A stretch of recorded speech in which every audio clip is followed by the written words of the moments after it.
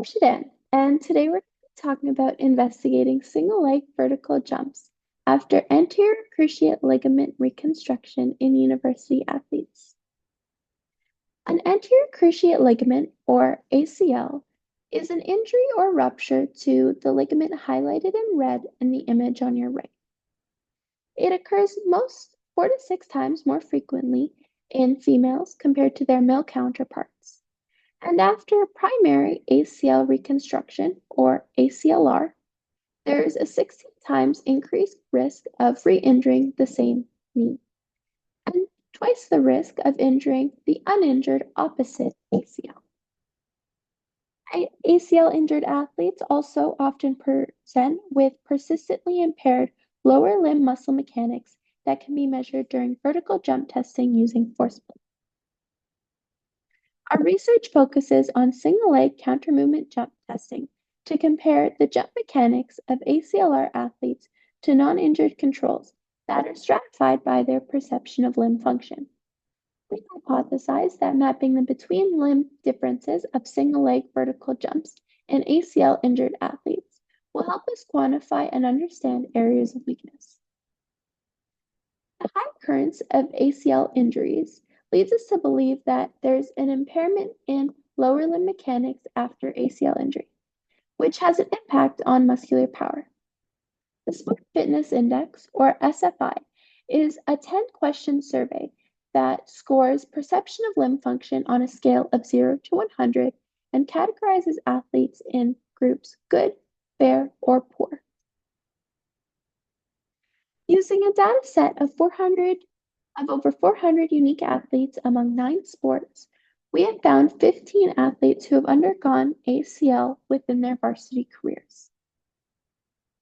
Of those 15, 12 have been put in our ACLR group and matched by sex, age, and sport played. We've also built an SFI baseline of over 200 athletes that we can examine. We have normalized time to 100% and force output to the body weight of the athlete to better compare between group differences.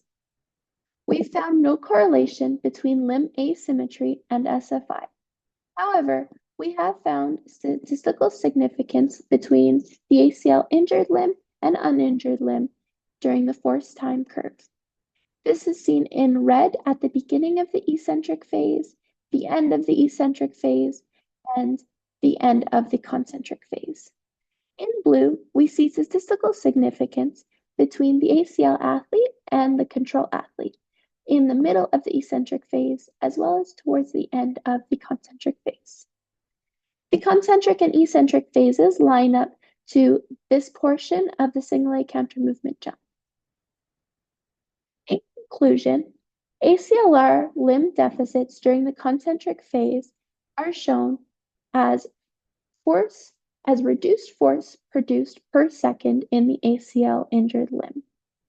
The basic curve analysis shown in the previous slide also presents an overall reduced force output during the eccentric phases in ACLR athletes.